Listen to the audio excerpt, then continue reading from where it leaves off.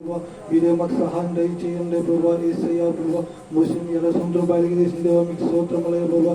ఇస్రాయేలు ప్రజలు 40 సంవత్సరాల ఆహారం మందనాన్ని ఉంచండి దేవా మీకు స్తోత్రములే ప్రభా. మీరే మా అందరి మీద గొప్ప కోపగల అందించే సహాయం దయచేయమని యేసు నామమున వేడుకుంటున్నాను తండ్రి.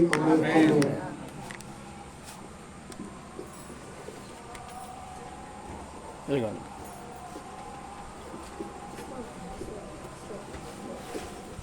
ప్రేమ స్వరూపుడా, ప్రేమగల మా యేసయ్య, మీ కరుణ కృపగల నామం బట్టి మీకు స్తోత్రమయ్యా. ఎంతైనా నమ్మదగిన దేవుడవు ప్రభా, మా పట్ల మీ ప్రేమను మీ కృపను మా పట్ల కనుపరిచి మమ్మల్ని ఈ రీతిగా సిద్ధపాటు చేస్తూ నడిపిస్తున్నావు ప్రభా. భూమి మీద ఏం జరుగుతుందో తెలియని అప్పటికి కూడా ప్రభా, మీ యొక్క ఆత్మ ద్వారా, మీ యొక్క వాక్యం ద్వారా, మీ సహవాసం ద్వారా మీరు మాతో మాట్లాడి మా జీవితాల్ని ప్రభా ఇదిగోనైనా మీ యొక్క వాక్యానికి లోబడి ప్రభా, వాక్యం ప్రేమించి వాక్యాన్ని విని ప్రభా మీకోసం ఎదురు చూసే ప్రభా ఆత్మశక్తి మీరు మాకు అనుగ్రహింపజేసినందుకు మీకు స్తోత్రము ప్రభా. మరి నిజమే ప్రతి వారము కూడా శ్రేష్టమైన వాక్కులు మీరు మాకు ఇస్తున్నారు.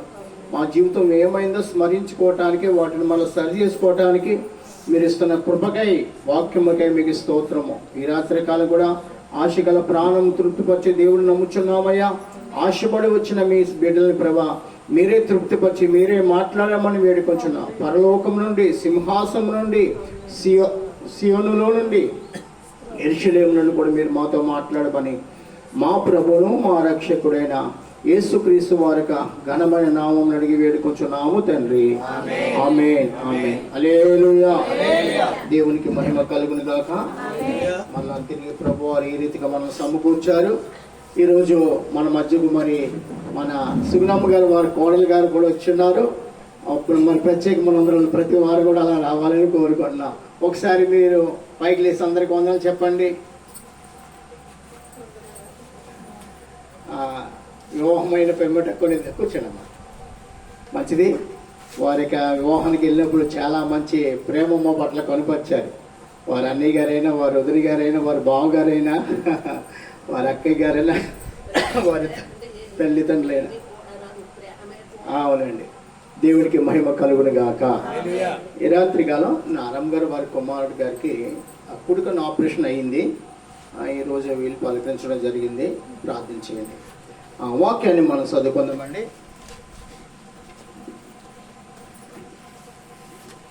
యోబు గ్రంథము 33వ అధ్యాయము. యోబు గ్రంథము, భక్తుడైన యోబు రాసిన గ్రంథము 33వ అధ్యాయము 16వ వచనం నుంచి మనం చదువుకుందాం.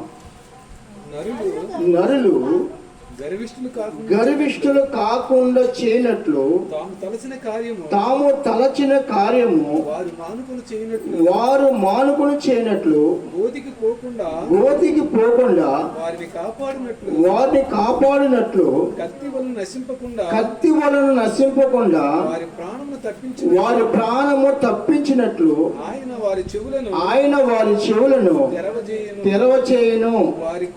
వారి కొరకు ఉపదేశము సిద్ధపరచు. ఒకసారి స్తోత్రం చెప్పండి.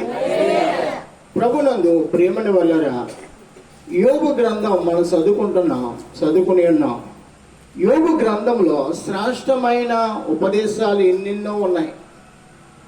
మనము చదువుకున్న లేఖనం నరులు గర్విష్ఠులు కాకుండానట్లు.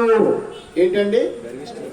నరులు గర్విష్ఠులు కాకుండా చేయనట్లు, మళ్ళా తాము తలచిన కార్యము వారు మానుకుని చేయనట్లు, గోతికి పోకుండా వారిని కాపాడినట్లు. వినండి, భూలోకంలో మానవ జీవితంలో మనం ఎన్నెన్ని తలస్తాం.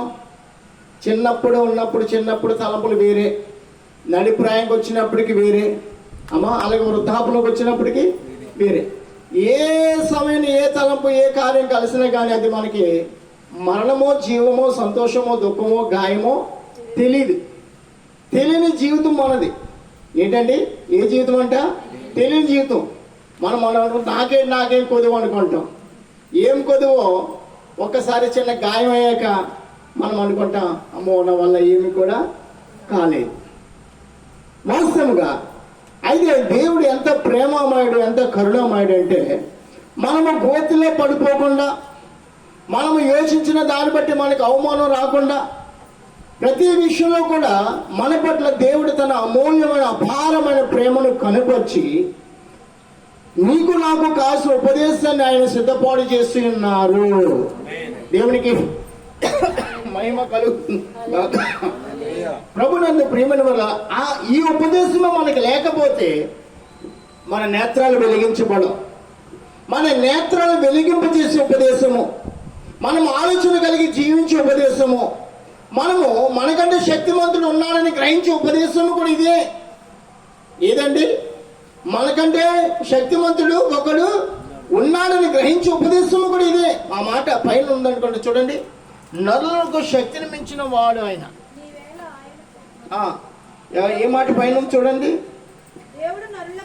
13వ వచనము చదువుకుందాం. తన క్రియలు దేని గూర్చి ఆయన ప్రత్యుత్తరమీయుడు. దేవుడు నరుల శక్తిని మించిన వాడు, నీవేలా ఆయనతో పోరాడదు. దేవుడు ఎవరంటే అండి? నరుల శక్తి. అంటే నరుల శక్తి అంటే ఒకరు ఇద్దరు ముగ్గురు కాదండి. సర్వలోకములో ఉన్న నరులు కలిగిన శక్తి కంటే ఈయన శక్తి మించిన వాడు. హల్లెలూయా. సర్వలోకం నరుల కంటే ఈయన వారి యొక్క శక్తి కంటే శక్తి కలిగిన దేవుడు మన ప్రభువు. కాబట్టి ప్రభుతో పోరాడే ప్రభుతో మనం తెగించడానికి మనం ఏ పాటి వారం? సరిపోము. అబ్రాహాము అంటున్నాడు, నేను దుమ్ముని, నేను ధూళిని, ప్రభా కనికరించి నీతో మాట్లాడా. అంటే మాట్లాడటానికి కూడా మనకి శక్తి చాలదు. ఆకాశాన్ని ఎందుకు చేసామంటానికి కూడా మనం అందుని మనం అటువంటి విషయాలు ప్రార్థన చేసామనుకో, ఆ విషయానికి మనకి జవాబు ఇవ్వడు. జ్ఞానం కలిగే ఉపదేశాన్ని ఇచ్చేసాడు. జ్ఞానం కలిగే ఉపదేశం మనకి ఇచ్చేసాడు. బ్రతకడానికి కావాల్సిన జ్ఞానాన్ని, బ్రతుకు కోరువాడు ఎవడైనా ఉన్నాడా అని మాటలు మనకి ఇచ్చాడు ప్రభు. బ్రతుకు కోరువాడు ఏ మాట్లాడాలంట? ఏ మాటలు? 4 గంట మంచి మాటలు మాట్లాడాలి.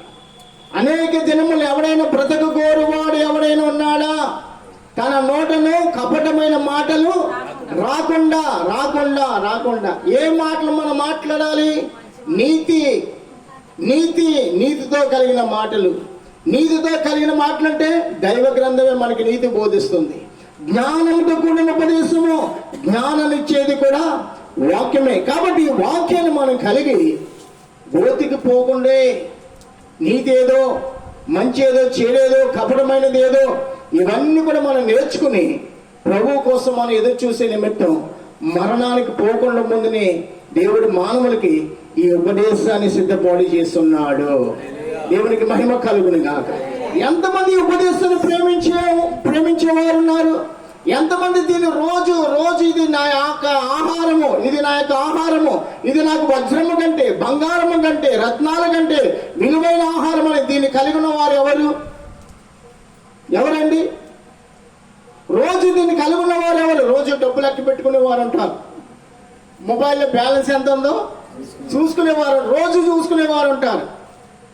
అవన్నీ కూడా మామూలుగా అవన్నీ కూడా సరి చేస్తుంటారు. కానీ రోజు తనని కాపాడి, తనకు శక్తినిచ్చి, తనకి జ్ఞానం ఇచ్చి, తనకు ఉపదేశం ఇచ్చి, మంచితనాన్ని చూపించి, దైవ మార్గం కూడా నడిపించి, నీ జీవితాన్ని సరిచేసి, నువ్వు పాపంలో పడకుండా, చెడు చేయకుండా, చెడుకు చోటు ఇవ్వకుండా, చెడు మాట్లాడకుండా, చెడు చూడకుండా, చెడు ఆలోచించకుండా నిన్ను కాపాడే వాక్యము, సహవాసము ఎవరు ప్రేమించేవారు ఉన్నారండి? ఎవరున్నారు? ప్రభు సహవాసాన్ని ఎదిగేవారు, ప్రభు సన్నిధిని ఎదిగేవారు, ప్రభుని కూర్చి ఆలాపన కలిగి దైవ సన్నిధిని 1 గంట కూర్చోవాలి, నా ప్రభుతో మాట్లాడాలి, నా ప్రభు శక్తిని పొందుకోవాలి, నన్ను ఇంకా నేను నా దేవుని ద్వారా ఇంకా బలం పొందుకోవాలి, నన్ను బలపరిచేవాడు ఆయన, నాకు శక్తినిచ్చేవాడు ఆయన, నాకు కృపనిచ్చేవాడు ఆయన, నన్ను బ్రతికింపజేయవాడు కూడా ఆయనే. అంతేనా?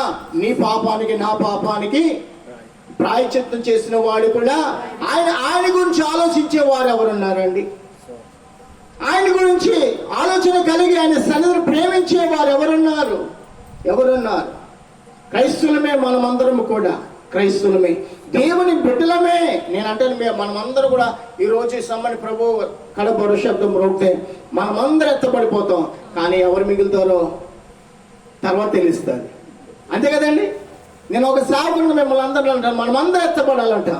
కానీ ఎవరి హృదయాలు వెలిగింపబడియో, ఎవరి హృదయాలు వెలిగింపబడలేదో ఆ క్షణమును మాత్రమే తెలుస్తుంది. అమ్మో, ఎంత ప్రార్థించినా, ఎంత మంచి వాక్యం చెప్పినా, ఈ రీతిగా బోధించినా నీ హృదయం ఇంకా వెలిగింపబడలేదని ఆ క్షణములు మనకు తెలుస్తుంది. కానీ అప్పటి వరకు ఎవరు నమ్మకస్తులు, ఎవరు నమ్మకం లేని వారు, ఎవరి గురించి కూడా తెలీదు. కాబట్టి మనం గోతికి పోకుండా అన్నారు చూడండి, నరులు గర్విష్ఠులు కాకుండా చేయనట్లు వాక్యం ఏం చేస్తుందంట, నేను ఎంత మాత్రం గర్విష్ఠుడిగా ఈ వాక్యం విన్నవారు ఎవరు కూడా గర్వము కలిగి ప్రవర్తించరు. గర్వము కలిగిన అనుభవం వాళ్ళలో ఉండదండి. మీకు చిన్న విషయం చెప్తున్నాను. యాకోబు రాత్రంతా ప్రభుతో పోరాడాడు, రాత్రంతా ప్రభుని కలిగి ఉన్నాడు, రాత్రంతా ప్రభు సన్నిధిలో కన్నీరు కాచాడు. మరి దేవుడు వెళ్తూ ఏం చేశాడు? యాకోబుని తోడగూటి మీద కొట్టగానే అప్పుడు ఏం చేశాడు? యాకోబు అప్పుడు ఆ గుండెలు ఇరుచుకుని నడిచేవాడేమో. ఎప్పుడైతే ప్రభు కొట్టాడో అప్పుడు ఎలా నడిచాడు? ఇలా నడుచుకుంటాడు. నెమ్మది అంటే ఆత్మీయ కుంటుతనం అంటే కాలు ఇరిగిపోవటం, లేకపోతే కాలు నరం తీసడం అంతే కాదండి. ఆత్మలో దీనుడై, దేవునికి మహిమ కలుగును గాక. ఆత్మలో తను దీనుడై నడవటం అప్పుడు నేర్చుకున్నాడండి. మనము కూడా ప్రియమైన వాళ్ళరా, ఇదిగో మనము వాక్యం బట్టి కానీ ఎంత మాత్రం గర్విష్ఠులు కాకూడదు. ఏ విషయంలో చాలా మంది గర్విస్తారు. నేను బాప్తిసం పొందేసుకుని నాకేంటి అంటారు. అవునే కదా, ఏమంటారండి? నేను బాప్తిసము పొందుకున్నాను, నాకు ఇంకా లోటేంటి? ఏ రోజా నేను ప్రభు రాజ్యం చేరిపోతాను. బాప్తిసం పొందుకున్నంత మాత్రం ప్రభు రాజ్యాన్ని మనం వాక్యం ఉంది. ఏం తెలుసండి, ఆ కాలంలో యెహోవా నామం బట్టి ప్రార్థన చేయ ప్రతి ఒక్కరు కూడా రక్షింపబడిపోతున్నారు. ఏ కాలంన దేవుని రాకడ సమయమున చూడండి, ఒక కలువరిలో దొంగ బాప్తిసం పొందుకున్నాడా? లేదు. బాప్తిసం లేదు. దేవుని సన్నిధి వెతికాడా? లేడు. మనలాగా ప్రతి రాత్రి, ప్రతి వారం, ప్రతి శనివారం, శుక్రవారం, అలాగే ఆదివారం వాడు ప్రభు సన్నిధి కనపడ్డా? లేదు. వాడు బ్రతికినంతకాలం ఎలాగొన్నాడంటండి? ఒక దొంగగా జీవించాడు. ఆఖరికి ప్రాణం పోయే సమయాన్ని ఒక్క నిమిషం పాటులో, ప్రభువా నీ రాజ్యం వచ్చినప్పుడు నన్ను ఈయన ఎవరు తెలుసు? ఈయన ప్రేమమాయుడు, కృపగల దేవుడు. ఏ పాపి కూడా, ఏ మానవుడు కూడా నశించిపోవడానికి ఇష్టము లేదు. కాబట్టి ఆ పాపిని కూడా అక్కడ కరుణించి నేడే నాతో పాటు పరదేశంలో ఉందని ఆయనకి జీవం ఇచ్చేసాడు, నిత్య జీవం పొందేసుకున్నాడు. అలాగూ కొంతమందిని దేవుడు ఏర్పాటు చేసుకుంటాడు. ఆ కాలంలో వారిని అలా ప్రార్థన చేయడానికి వారి ప్రేరేపణిచ్చి వారిని దేవుని రాజ్యానికి ఆయన నడిపించేసుకుంటున్నాడు. మరి ఈ కాలం మన స్థితి, ఈ కాలం మనం ఈ రీతిగా ప్రార్థన చేయాలని, గ్రామం కోసం క్షేమకరమైన ప్రార్థనలు, అలాగే కుటుంబ క్షేమ నిమిత్తము, అలాగే బలహీనంగా ఉన్నవారు, అలాగే తప్పిపోయిన వారు, అలాగే ప్రార్థన చేయనటువంటి వారు, వీరందరి కోసం మనం పోగోయి ఏం చేయాలంట? మనందరము కూడుకొని ప్రార్థన చేయ నిమిత్తం మనల్ని ఏర్పాటు చేసుకున్నారు. ఒకసారి స్తోత్రం చెప్పండి. కానీ ఎవరికి ఏ ఫలమో ఆయన వద్ద ఉన్నది. ఆమేన్, హల్లెలూయా. పరిశుద్ధ గ్రంథం, యవనుడా నీ యవన కాల దినాలంటే ఎవరు కూడా నిన్ను తృణీకరింపనీకము నీ యవన దినాలు బట్టి అని వాక్యం ఉంది. పౌలు గారు తిమోతికి రాస్తున్నాడు. ఎందుకని? యవన కాలమందు ప్రభు కాడి మోయట మానవుడికి సంతోషము, మేలు. ఆ మేలును మనం కలిగి బ్రతుకు నిమిత్తం ఆ సమయం రాకుండా ముందే ప్రభు మనల్ని ఏర్పాటు చేసుకున్నాడు. ఆమేన్, హల్లెలూయా. ఆ సమయం ఎప్పుడు మనకి తెలియనప్పుడు కూడా ప్రభు ముందుగా నిన్ను నన్ను ఏర్పాటు చేసుకున్నాడు. మనం గోతికి పోకుండా, గోతిలో పడిపోకుండా, ఉపదేశ సారాంశం ఏమైందో, ఉపదేశంలో జ్ఞానం ఏమైందో, ఉపదేశంలో శక్తి ఏమైందో, రక్షణ కార్యాలు ఏమైనవో, దేవుని హస్తం ఎటువంటి బలమైన కార్యాలు జరిగించిందో, దేవుని ఎటువంటి సర్వశక్తిమంతుడో, ఆయనకు అసాధ్యమైనది ఏది కూడా లేదని మనం ముందుగా తెలుసుకుని ఆ రాజుల కోసం ఎదురు చూస్తే గొప్ప జీవితం ప్రభువారు మనకి ఇచ్చారు. ఎంత గొప్ప ధన్యులు తెలుసా? ఎంత గొప్ప ధన్యులు! ఈ రోజు వాక్యం చదువుతున్న నీవెంత ధన్యుడు అంటే అంత ధన్యుడు. వినిచున్న నీవు ఎంత ధన్యులు అంటే అంత ధన్యులు. ఏం తెలుసా? ఒక సమయాన్ని వినటానికి ఎంతో మంది ప్రయాసపడ్డారు, వారికి వినపడలేదు వాక్యము. ఒకసారి చదవాలని ఎదురు చూస్తారు ఈ వాక్యం కోసం, వారికి చదవటానికి నేత్రాలు వారు ఎదిగించుకున్నా కానీ చదవటానికి వాళ్ళ ముందు దైవ గ్రంథము లేదు. ఈ రోజులో దైవ గ్రంథం నీ ముందు ఉంది, ధన్యుడు. ఈ రోజులో దైవ గ్రంథం కలిగి దేవుని సంధికి వస్తున్నావు, గొప్ప ధనవంతుడవు నీవు. భూలోకంలో సర్వ సంపదలు దొరికినట్లుగా దేవుడి గ్రంథాన్ని మనకు ఇచ్చాడు. భూలోకంలో ఉన్న ధనం మానవునికి శాంతి నెమ్మదు, సమాధానము, సంతోషముదు. కానీ ఈ ధనాన్ని కలిగి ఉన్న ప్రతి ఒక్కరు కూడా ఎలాగుంటున్నారు? శాంతి, సమాధానము, రక్షణ, ఐశ్వర్యము సమస్తము కలిగి భూలోకమందు వర్ధుల నిమిత్తము మనము గోతికి పోకుండా తన ఉపదేశాన్ని మన కోసం దేవుడు అనుగ్రహింపజేశాడు. దేవునికి స్తోత్రం చెప్దాము, దేవునికి స్తోత్రం చెప్దాం. ఎంత ప్రేమించాడో నిన్ను నన్ను, ఎంత ప్రేమించాడో చూడండి, ఎంతగా ప్రేమిస్తున్నాడో చూడండి. ఇంకా ప్రేమిస్తున్నాడు, ఇంకా వర్ధిల్లంటున్నాడు, ఇంకా వర్ధిల్లంటున్నాడు, ఇంకా బలాభివృద్ధి చెందు అని ప్రభు ప్రతి సమయం తన వాక్యం చేత మనతో మాట్లాడుతున్నాడు. నిజమే, మనం బలాభివృద్ధి నిందాలి. కీర్తన గ్రంథం 84 అధ్యాయము 4, 5, 6 వచ్చి చదువుకుందాం. కీర్తన గ్రంథము 84 అధ్యాయము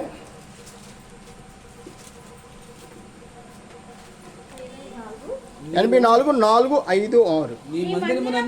నీ మందిరమునందు నివసించు వారు ఎవరండి? ధన్యులు, వారు నిత్యము. ఆమేన్. మన పని ఏంటి?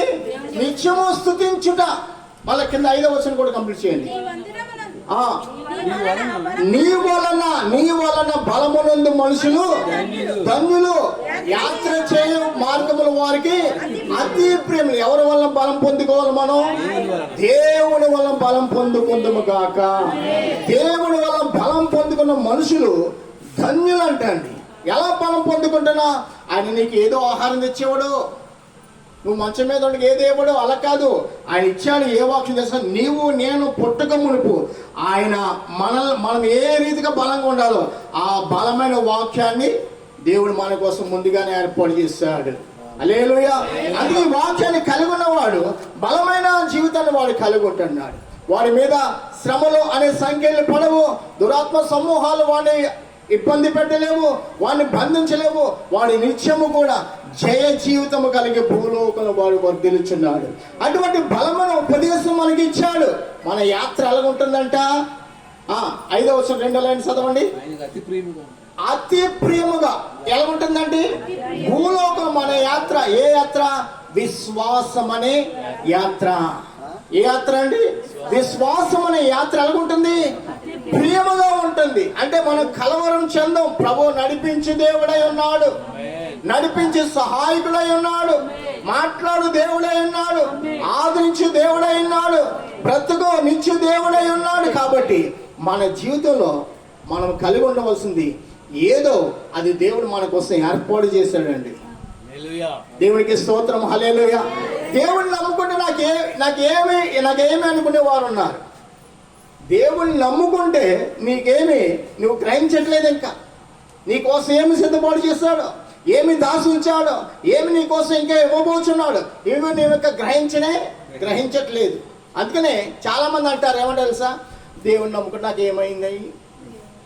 అసలు నువ్వు దేవుడిని నమ్ముకోడు కాదు, నువ్వు ఈ లోకంలో ఇంతవరకు బ్రతిగా దేవుడి కోసం చేసిన పనేంటి?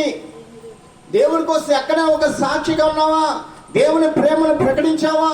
దేవుని రాజ్య నీతిని నువ్వు చూపించావా? ఎవరికన్నా? ఎవరి గురించి అయినా కానీ, ఎవరితో అయినా కానీ దేవుని గురించి ఎన్నడైనా మన నాలుగు తెరిసామా?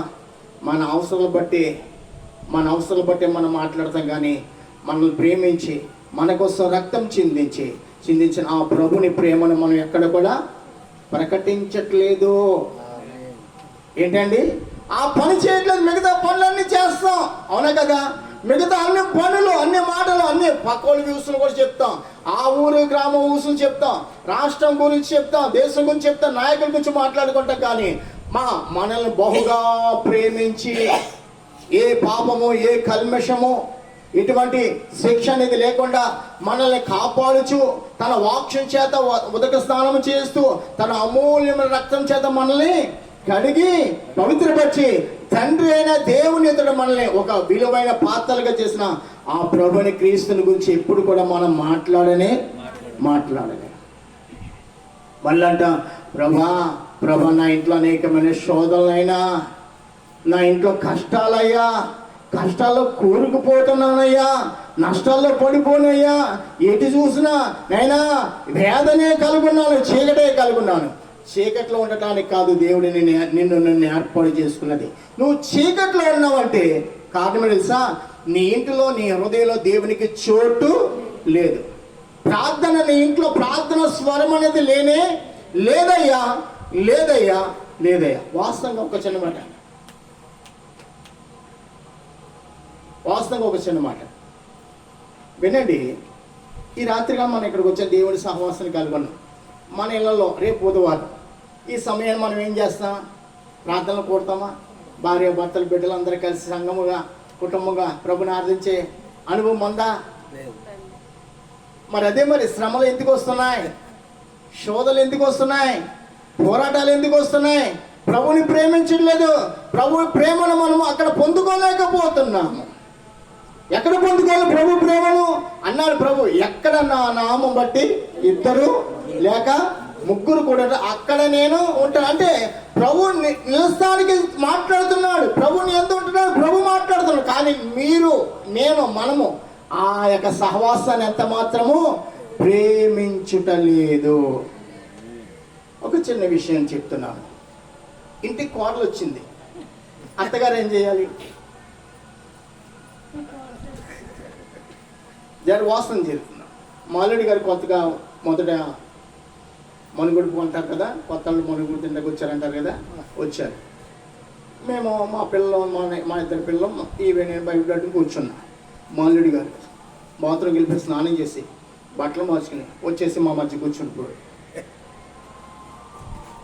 మేమే చేయకపోతే ఆయన చేస్తాడా?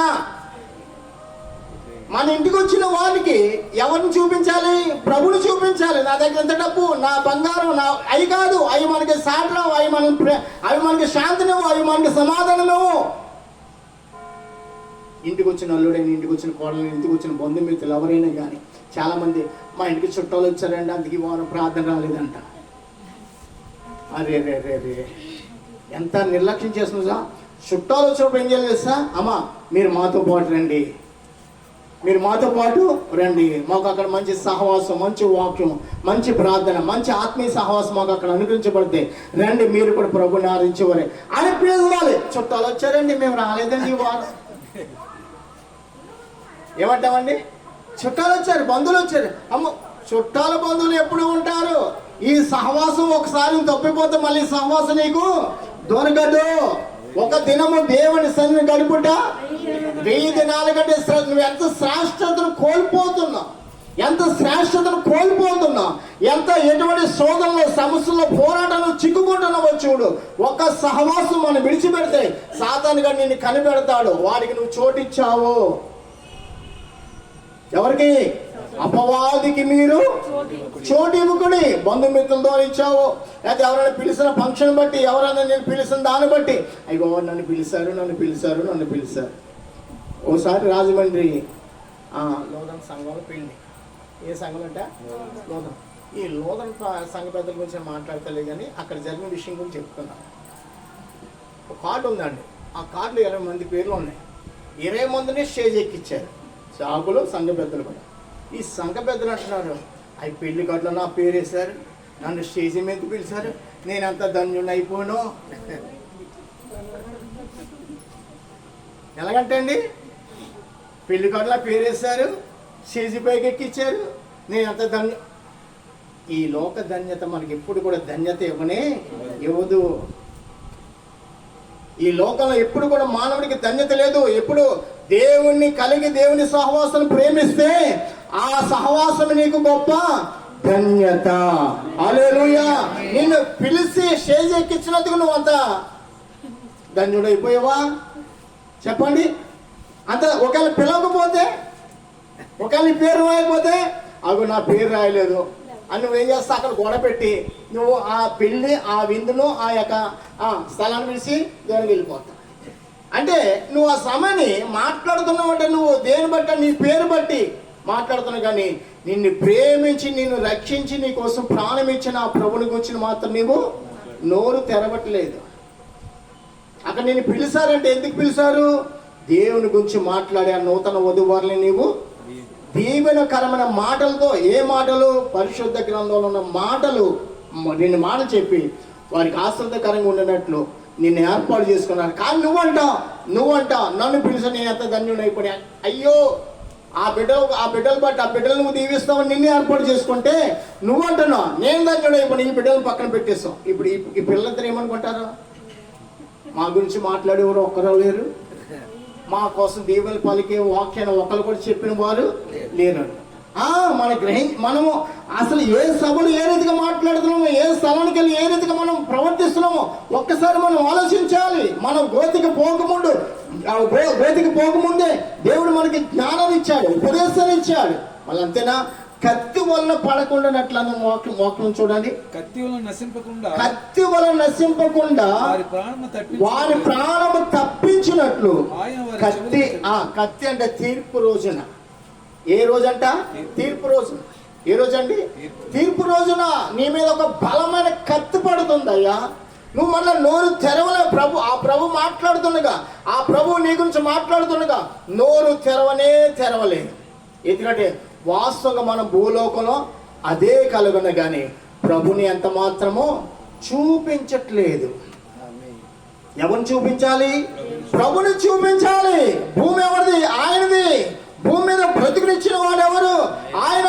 భూమి మీద నువ్వు పాపము, ఘోరము, చెడు కలుగున్న నువ్వు ప్రజలకి, సమాజానికి ఎంతో విరోధమైన జీవితాన్ని, చెడు వ్యసనాలు కలిగి ఉన్నావు.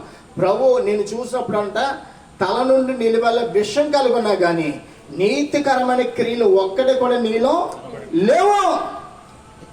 అయినప్పుడు కూడా ప్రభు నిన్ను ప్రేమిస్తాడు, ఇంకా నేర్చుకుంటాడు, ఇంకా తెలుసుకుంటాడు, ఇంకా తన నేత్రాలు వెలిగించుకుని నా రక్షణ మార్గము గుండా అతడు నడుస్తూ నన్ను ఆరాధిస్తాడని ప్రభు ప్రేమించి నీకు సమయం ఇస్తే నువ్వు మాత్రం ఎంత మాత్రం మనం ఆలోచించట్లేదు. ఒకసారి ఆ మాటలు మనం చదువుకుందాం. చూడండి, అక్కడే 33వ అధ్యాయము 27వ వచనం నుంచి మన కింద చదువుకుందాం. చూడండి. అప్పుడు వాడు మనుషుల ఎదుట సంతోషించి ఇట్లు పలుకును, నత్యాసపరిచి నేను పాపము చేసిందని అయినను దానికి తగిన ప్రతీకారము నాకు చేయబడలేదు. కోపములోనికి దిగిపోకుండా నా ప్రాణమును ఆయన విమోచించున్నాడు. నా జీవమును వెలుగును చూచుచున్నది. ఆలోచించుము. నరులు సజీవులు కొండు వెలుగు చేత వెలిగింపబడినట్లు కోపములో నుండి వారిని మరలా రప్పింపవలనని మానవుల కొరకు 2 సార్లు 3 సార్లు ఈ క్రియలన్నిటినీ దేవుడు చేయువాడై ఉన్నాడు. యోబు చెవుని పెట్టుము, నా మాట ఆలకించుము, మౌనంగా నుండుము, నేను మాట్లాడేదను. చెప్పవలసిన మాట ఏదైనా నీకున్న ఎడల నాతో ప్రత్యుత్తరం చెప్పుము. మాట్లాడుము నీవు నీతిమంతుడు అని భావింపగోరుచున్నాను. మాట ఏమియు లేని ఎడల నీవు నా మాట ఆలకింపు. మౌనముగా నుండుము, నేను నీకు జ్ఞానము బోధించేదను. వినండి, ఇక్కడ మనం చదువుకుంటే 28 వచ్చిందో కోపములో నుండి ఎక్కడి నుంచి అంటే పాపమనే కోపము ఏదండి? ఊబి, జిగటి గల దొంగ ఊబి అనే భక్తుడు 40 కీర్తనలు రాస్తున్నాడు. అటువంటి కోపంలో పడిపోయిన మనల్ని ప్రభు అక్కడ పడిపోయిన వారికి ఉంచలేదు, విడిచిపెట్టలేదు. ప్రభు మన పట్ల తన అమూల్యమైన ప్రేమను కనుపరిచి 2-3 సార్లు, ఎన్నిసార్లు అంటే 2-3 సార్లు నీ జీవితం అటువంటి పాప కుటుంబంలో బంధింపబడినా కానీ ప్రభు నిన్ను అక్కడ విడిచిపెట్టకుండా ప్రభు తన ప్రేమ చేత, అపారమైన ప్రేమ చేత మనల్ని ఆ కుటుంబంలోంచి ఏం చేస్తాడండి? లేవనెత్తాడు. స్తోత్రం చెప్పండి. లేవనెత్తి బండ మీద నిలబెట్టి నిన్ను కడిగి పవిత్రపరిచి ఒక విలువైన సొత్తుగా నిన్ను ఏర్పాటు చేసుకున్నాడు. ఆయన నామానికి మహిమ కలుగును గాక. ఆయన నామానికి మహిమ కలుగును గాక. అక్కడ ఉన్న శ్రేష్టమైన మాట అంటే సజీవులు అనే మాట చదువుకుందాం ఒకసారి చూడండి. అక్కడ ఏముందంటే 28వ వచనం నుంచి చదువుతున్నా చూడండి. కుటుంబంలోని దిగిపోకుండా నా ప్రాణము ఆయన విమోచించున్నాడు, నా జీవము వెలుగు. నా జీవం ఏం చూస్తుందండి? వెలుగు. ఏది వెలుగు? వాక్యమే వెలుగు. ఎన్నడూ మనం వాక్యం గురించి ఆలోచన లేని వారు అయితే అటువంటి పాపం అనే కుటుంబంలో పడిపోయేగా దేవుడు మళ్ళా మనకి జీవం ఇచ్చి ఏమిచ్చాడండి? వెలుగుకరమైన వాక్యాన్ని ఇచ్చాడు. ప్రియమైన వాళ్ళరా, ఈ వాక్యం నిన్ను ముద్దువాడుగో మోగవాడుగో ఏమాత్రం అలా కాకుండా ఎలాగే ఏం చేస్తుంది? మాట రానప్పుడు కూడా మాట్లాడే వాక్య శక్తి, జ్ఞానం లేనప్పుడు కూడా జ్ఞానము అనుగ్రహింపచేసి నిన్ను బ్రతికింపచేసేదే వాక్యము. ఏదండి? వాక్యము. వాక్యము. 119వ కీర్తన 105వ వచనం చదువుదాం. 119వ కీర్తన 105వ వచనము.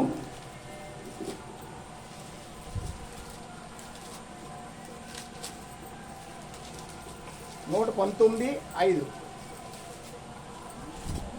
105 నీ వాక్యము ఏముందండి?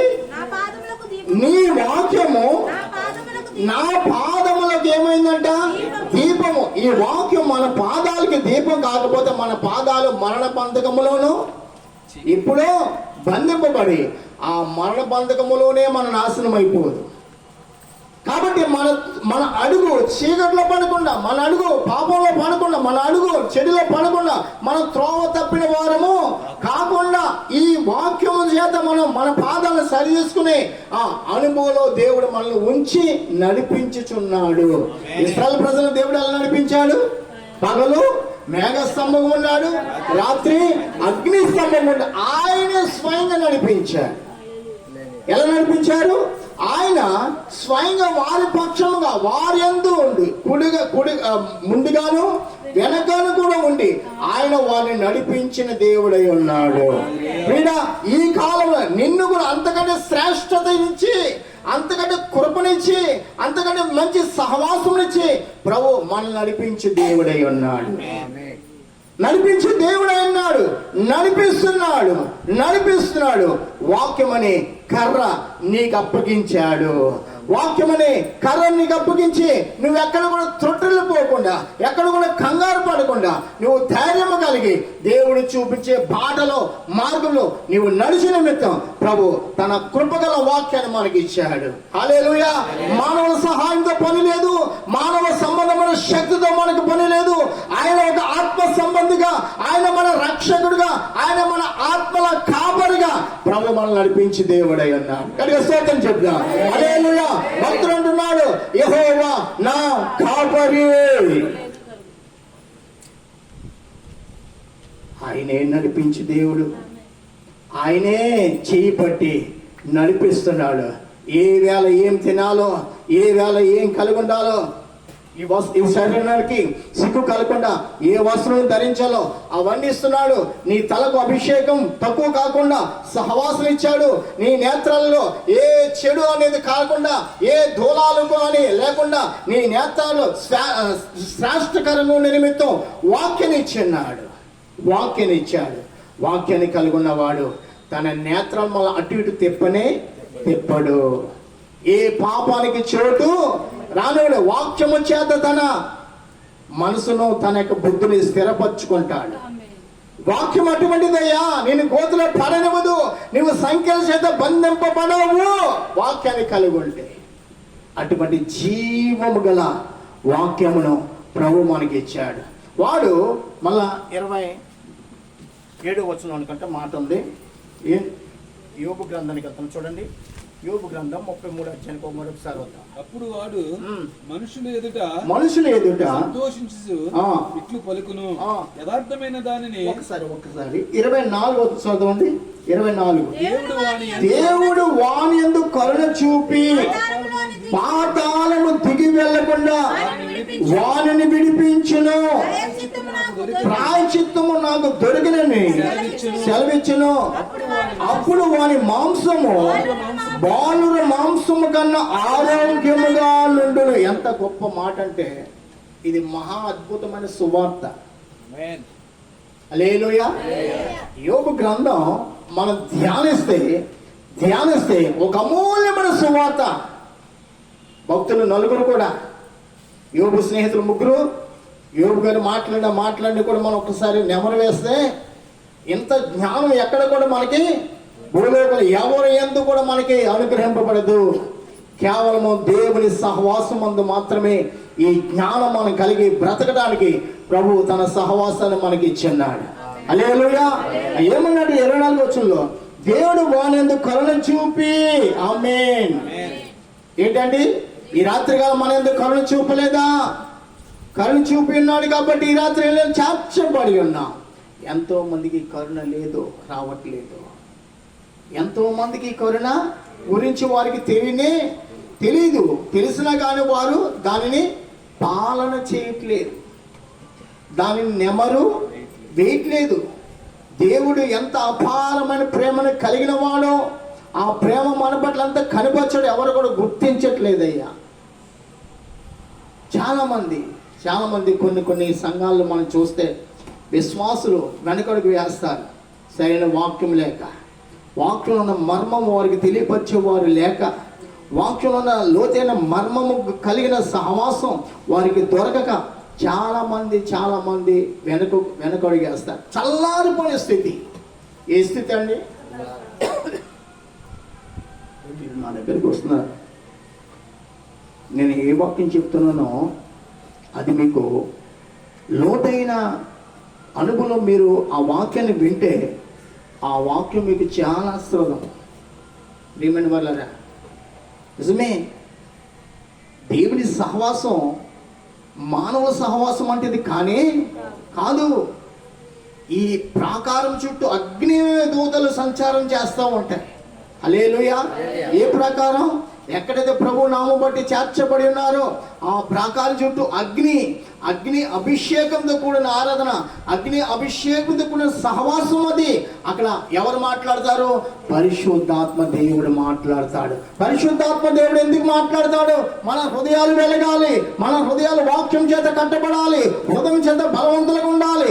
ఆ వాక్యం చేత మనం ఈ లోకాన్ని జయించే వారిగా ఉండాలి. లోకం అంటే మరణాన్ని జయించాలి. దేన్ని జయించాలి? లోకంలో ఉన్న నరులందరూ కూడా దేనికి లోనైపోతున్నారు? మరణానికే.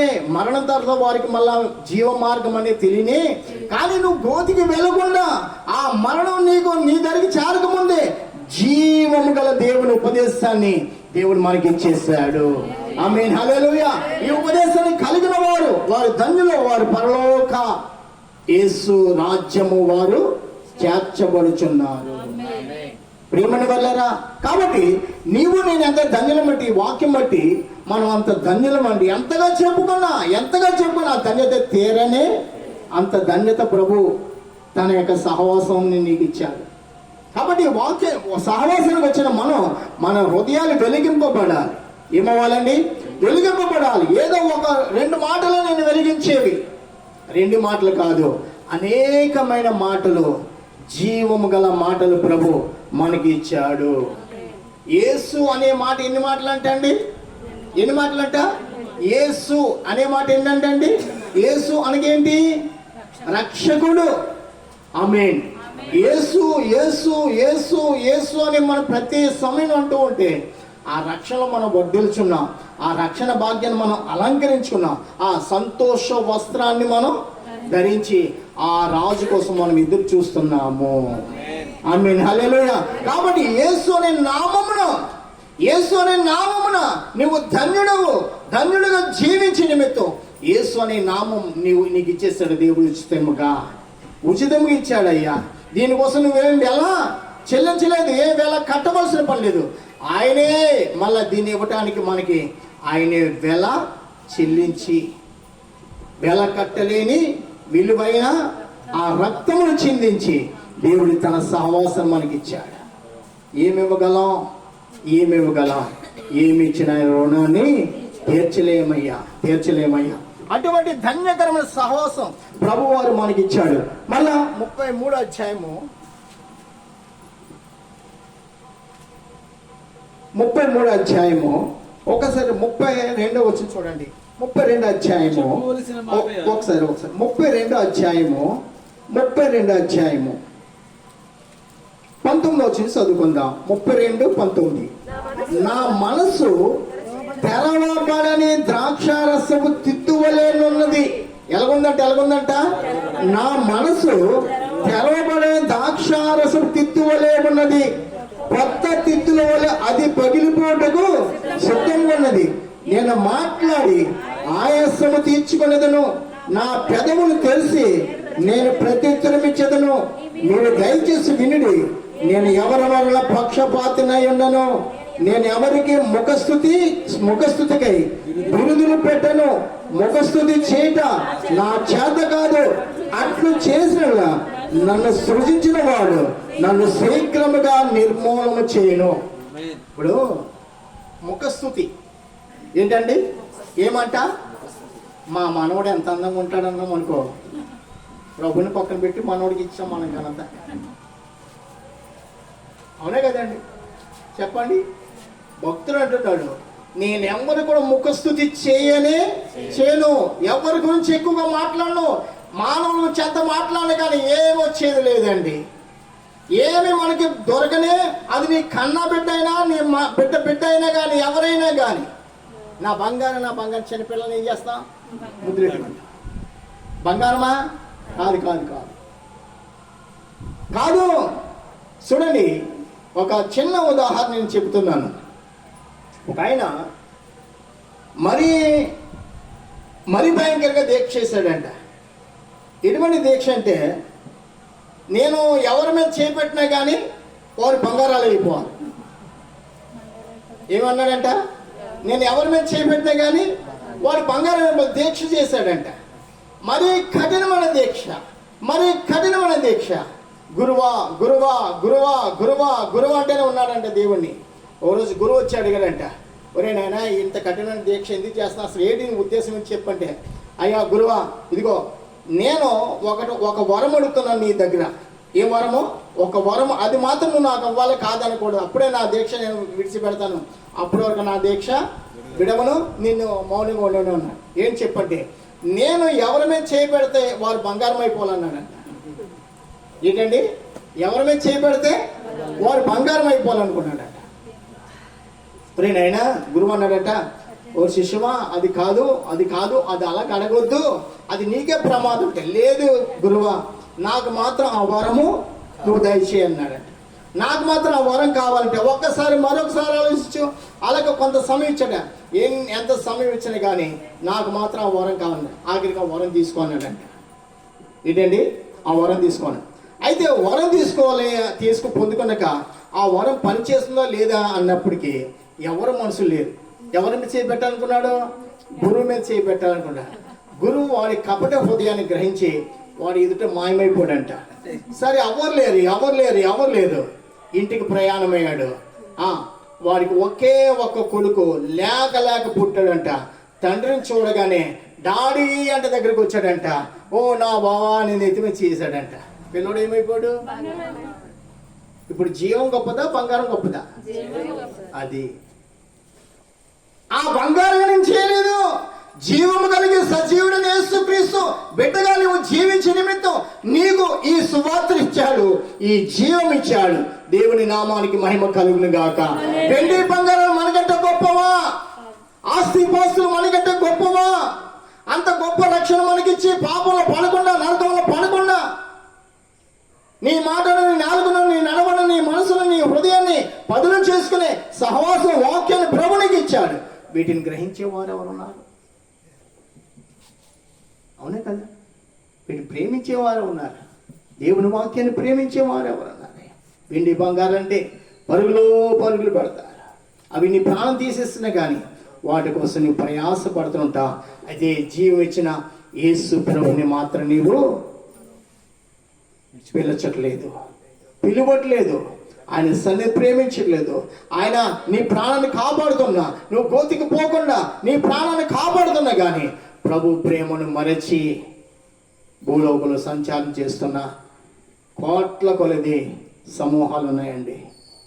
కోట్ల కొలది సమూహాలు లేవా ప్రభుని నమ్ముచున్నామని చెప్పేవారు అన్నారు కానీ వాక్యం అంటే తెలియని వారు ఉన్నారు. గ్రంథంలో ఎన్ని అధ్యాయాలు ఉన్నాయి, ఎన్ని గ్రంథాలు ఉన్నాయి, ఎన్ని లేఖనాలు ఉన్నాయి. కీర్తన గ్రంథంలో ఉన్న కొన్ని లేఖనాలు ఏంటో చెప్పినా కానీ తెలియని వారు ఉన్నారు. మారని మార్పు లేని వాక్యాన్ని మనకి ఇచ్చిన కానీ ఈ వాక్యాన్ని హృదయం ముందు భద్రము చేసుకునేవారు చాలా తక్కువగా ఉన్నారండి. చూడండి, పుట్టినప్పటి కాంచి ఇదే గ్రంథం. అవును కదా, ఇప్పుడు భూమిని విడిచిపెట్టే వరకు అంటే 100 సంవత్సరాలు అనుకున్నా, 100 సంవత్సరాలు 100 గ్రంథాలు ఉన్నాయంటే మనం ఏమైనా దేవుని లెక్క చెప్పగలమా? అసలు ఒక్క గ్రంథం గురించే మన లెక్కను మనం సరి చేసుకోలేకపోతున్నాం. అవునే కదా సుబ్రహ్మ గారు? గ్రంథం సంవత్సరానికి ఎన్నిసార్లు చదవని దేవుడు నన్ను అడుగుతాడు. అయ్యా పనుల గురించి, పాటల గురించి, పిల్లల గురించి నాకు సమయం ఉంటుంది లేదని దేవుడు ఒప్పుకోడు. నీ జీవం వెలిగించబడదు. నీ జీవాన్ని వెలిగించే వాక్యాన్ని ప్రభు నీకు ఇచ్చాడు.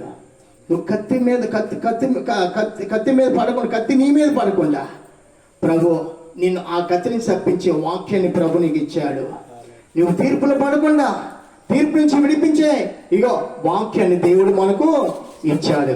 ఈ వాక్యాన్ని ప్రేమించి, ఈ వాక్యాన్ని కలిగి భూలోకంలో ధన్యత పొందుకున్న వారే ప్రభువు బిడ్డలు.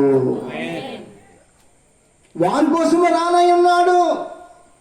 వారిని మాత్రం కొనుక్కోవటానికి కానీ రానై ఉన్నాడు. అయ్యా, ఎవరిని తీసుకెళ్తాడు? నన్ను తీసుకెళ్ళిపోతాడు అనుకునే వాళ్ళు చాలా మంది అన్నారు. ఎలాగా? వాక్యము లేదు, ఆత్మీయత లేదు, పరిశుద్ధత లేదు, ప్రార్థన లేదు, ప్రభుని గురించి సాక్ష్యము లేదు. పరలోకమందు ఉన్న మా తండ్రి నీ రాజ్యం వచ్చును కాక, నీ చిత్తము పరలోకమందు నెరవేరినట్లు భూమి మీద నెరవేరుగానే మాత్రం ప్రార్థన చేస్తాం. ఎలా? ఆయన రాజ్య స్థాపన నీకు నాకు అప్పగించాడు. ఆయన రాజ్య స్థాపన నీ ద్వారా నా ద్వారా అది స్థాపించబడుతుందా? ఆ రాజ్యమందున నీతి ఈ గ్రంథాన్ని నువ్వు కలిగి ఉన్నావా? లేవు. ఆయన రాజ్యమందున నీతి కలిగిన వాక్యాన్ని మనకిచ్చాడు. ఈ వాక్యాన్ని నువ్వు చదువని ఎవరికైనా చూపించగలమా? సంఘానికి వెళ్తున్నామంటే ఏదో ఎలుపు వచ్చేటమే కాదు, ఎక్కడున్నా కానీ ప్రభుని గురించి మాట్లాడి జ్ఞానము దేవుడు నువ్వు కలిగి ఉండి ఆయన కోసం ఒక సాక్షిగా జీవించిన నిమిత్తమై ప్రభు ఈ గ్రంథమును మనకి ఇచ్చాడు. దీంట్లో చీకటి లేదు కానీ వెలిగింప చేయు వాక్యాన్ని దేవుడు మనకి ఇచ్చాడు. హల్లెలూయా. ఏమిచ్చాడు? నువ్వు వెలిగించడమే కాకుండా అనేకుల్ని వెలిగింప చేసే శక్తి కలిగిన వాక్యం దేవుడు మనకి ఇచ్చాడు. ఎవరితో మాట్లాడుకున్నా అక్క బాగున్నావా, కదా తమ్ముడు బాగున్నావా, ఇదే మాటలో ఇంకా 2-3 మాటలు ఎంతమంది పిల్లలు, ఎంతమంది మనవలు, ఎంతమంది మనవరాళ్ళు, ఏం కలిగి ఉన్నా 1-2-3 బిల్డింగ్లు కట్టేసావా అనే మాట, కారు ఉందా, సైకిల్ ఉందా అనే మాటలు. కానీ ప్రభుని క్రీస్తుని కలిగి ఉన్నావా, రక్షింపబడ్డావా, ఆయన సహవాసాన్ని ప్రేమిస్తున్నావని మాటలు మన నోట ఎప్పుడూ రావండి. అందుకనే ఉన్న స్థితిలోనే ఉంటున్నా కానీ ఇంకా చీకటి పడే శ్రమలో శోధనలు నలిగిపోతున్నా కానీ వెలుగును చూడలేకపోతున్నా, వర్ధిల్లలేకపోతున్నా, విస్తరింపబడలేకపోతున్నా, అభివృద్ధి చెందలేకపోతున్నా. ప్రభు ఆదికాండము 1వ అధ్యాయము 17వ వచనం ఒకసారి చదివి నేను ముగించేస్తాను. ఆదికాండము 1వ అధ్యాయము 17వ వచనం చూడండి.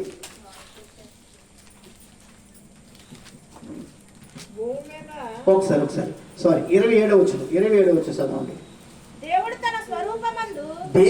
తన స్వరూపమందు నరును సృజించెను, దేవుని స్వరూపమందు వాడు సృజించెను, స్త్రీగాను పురుషునిగాను వారిని సృజించెను. దేవుడు వారిని ఏంటండి ఆస్వాదించెను. ఎట్లనగా మీరు ఫలించి అభివృద్ధి పొంది విస్తరించి భూమిని నిండించి దానిని లోపరుచుకొనుడని సముద్రపు చేపలను ఆకాశ పక్షులను భూమి మీద ప్రాకు ప్రతి జీవిని ఏలుడని దేవుడు వారితో చెప్పిన. చాలండి, మీరు ఫలించి అభివృద్ధి చెంది విస్తరించి భూమిని నింపమన్నాడు. ఈ ఎవరికి దీవెనలు ఇవి? ఎవరి దీవెనలు? ఇదిగో దేవుడు ఈ గ్రంథం పట్టుకున్న వారికి అందరికి కూడా ఆ దీవెనలు వారు కలిగి ఉండాలి. భూమిలో వారు ఆశ్రయింపబడాలి, ఫలించాలి, అభివృద్ధి చెందాలి, భూమిని నింపాలి. మళ్ళా భూలోకం ఏది కూడా నీకు అసాధ్యం అనేది ఉండకుండా నువ్వన్నిటినీ ఏలే. అటువంటి అభిషేకము దేవుడు నీకు ఇచ్చాడు, నాకు ఇచ్చాడు. ఎక్కడండి ఈ ఫలాలు? ఎక్కడ చూసిన సమస్యల్లో ఉన్నామండి, ఎక్కడ చూసిన కష్టాల్లో ఉన్నామండి, అప్పుల్లో ఉన్నామని అంటున్నారు. కారణం అడిగితే దేవుడిచ్చిన వాక్యాన్ని వారు ప్రేమించట్లేదు, వాక్యానికి లోబడట్లేదు. అంతేనా, వారి గృహాల్లో ప్రార్థనకు చోటు ఏ మాత్రము కూడా ప్రేమని వలరా. దేవుని బిడ్డలు మనం దైవ సహవాస నిబంధనకు పాత్రులుగా ఉండే నిమిత్తం దేవుడు మనల్ని ఏర్పాటు చేసుకున్నాడు. నీ ఇంట్లో నీ బిడ్డల మధ్య నువ్వు ప్రార్థన చేయకపోతే నీ బిడ్డలు లోకములో ఒక గనులుగా ఉండలేరు. నీ బిడ్డల ముందు తల్లిదండ్రులు ఆ బిడ్డలను పక్షం దగ్గరికి చేర్చుకుని ఆ బిడ్డలు ఆ తల్లి ప్రార్థన చేస్తే భూలోకంలో ఘనత కలిగి నీవు నీ సంతానం వర్ధిల్చున్నారు. అట్టి దైవ కృప, అట్టి దైవ దీవెనలు మీకును మీ సంతానానికి మీ కుటుంబాలకు నా దేవుడు సర్వ సమృద్ధి దయచేసి దీవించి ఆస్వాదించను గాక. ఆమేన్, ఆమేన్, ఆమేన్. ఇచ్చిన వాక్యం బట్టి మన రెండు చేతులు పైకెట్టి గడికి దేవునికి స్తోత్రం చేయండి. స్తోత్రము, స్తోత్రము, స్తోత్రము, స్తోత్రము, స్తోత్రము. స్తుతి, మహిమ, ఘనత సమస్తము ఆయనకి చెందిన గాక. ఆమేన్. వాక్యాన్ని ఒక్కసారి జ్ఞాపకం వేసుకుందాం. మనం చదువుకున్న వాక్యాన్ని ఒక్కసారి, విన్న మాటలు ఒకసారి జ్ఞాపకం చేసుకుందాం. ప్రతి ఒక్కరు కూడా మీ యొక్క హృదయంలో స్మరించుకోండి. విన్న వాక్యాన్ని ఒక్కసారి స్మరించుకోండి. పీడ నువ్వు గోతికి పడక ముందే వెలుగును కలిగి బ్రతుకు నిమిత్తం దేవుడి వాక్యాన్ని నీ కోసం ఉంచాడు. ఒకసారి వాక్యాన్ని వినంటున్నాడు, రెండోసారి కూడా వాక్యాన్ని వినమంటున్నాడు. ఒకసారి, 2 సార్లు, ఇంకా అంతకంటే ఎక్కువ మరి ఎక్కువ విను. ఇది ఎంత వింటే అంత దీవెనే, అంత వర్ధిల్చున్నా, అంత సమాధానం కలుగుంటున్నా, అంతగా విస్తరింపబడుతున్నా. ఆది కాండ 1:27 వచనంలో మనం చదువుకున్నా, దేవుడు నరులను తన స్వరూపము, ఎవరి స్వరూపం అండి ఇది? అమ్మా, ఈ లోక సంబంధమైన ఎవరి స్వరూపము కాదు, ఆయన స్వరూపానికి ఇచ్చాడు. ఆయన స్వరూపం నీవు నేను కలిగి ఉన్నాం, పురుషుడుగాను స్త్రీగాను. ఆయన స్వరూపమే. మళ్ళా ఆయన స్వరూపం కలిగిన వారికి దీవెనలు కూడా దాసి ఉంచాడు. మీరు ఫలించి అభివృద్ధి చెంది మీరు భూమిని నింపి విస్తరింపబడాలి. అయ్యా, ఆయన స్వరూపం కలిగిన మానవులమైన మనం ఆశ్రయింపబడు నిమిత్తం, మనం దీవించబడు నిమిత్తం, మనము భూలోకంలో ఫలించి అభివృద్ధి చెంది నిమిత్తం ప్రభు నీతో నాతో మాట్లాడుతున్నాడు. ఈ మాటలు ఎవరికి? తన గ్రంథాన్ని కలిగిన వారికి, తన సహవాసం కలిగిన వారికి, యేసయ్య నా దేవుడు అనుకుని యేసు సన్నిధిని చేరిన ప్రతి ఒక్కరికి కూడా ఈ దీవెనలే. గోతికి పోకుండా ముందు దేవుడు నీతో మాట్లాడుతున్నాడు. తన ఉపదేశాన్ని నీకు నాకు సిద్ధపాటు చేసి ప్రభు మనకి ఇచ్చే ఉపదేశం మనకి జీవము. ఇది జీవము గల దేవుని సన్నిధిని మనము చేరున్నాం. రండి, సాగిలిపడి నమస్కరించదాం మనల్ని కలుగజేసిన మన ప్రభు సన్నిధిని. హల్లెలూయా. ఎంత ప్రేమ గల మాటలో, ఎంత కృపగల సహవాసం ప్రభు మనకి ఇచ్చాడు తెలుసా? ఆదరణ పొందుకుంటున్నామా?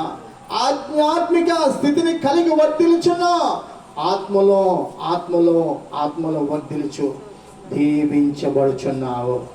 దేవుణ్ణి ప్రేమించే వారికి అనగా తన సంకల్పం చొప్పున పిలువబడిన వారికి మేలు కలుగుటకై సమస్తము సమకూడి జరుగుచున్నవని ఎరుగుదుము గాక. ప్రేమమైన పరిశుద్ధుడా, మహోన్నతుడా, గొప్ప సహవాసం మీరు మాకు ఇచ్చారయ్యా.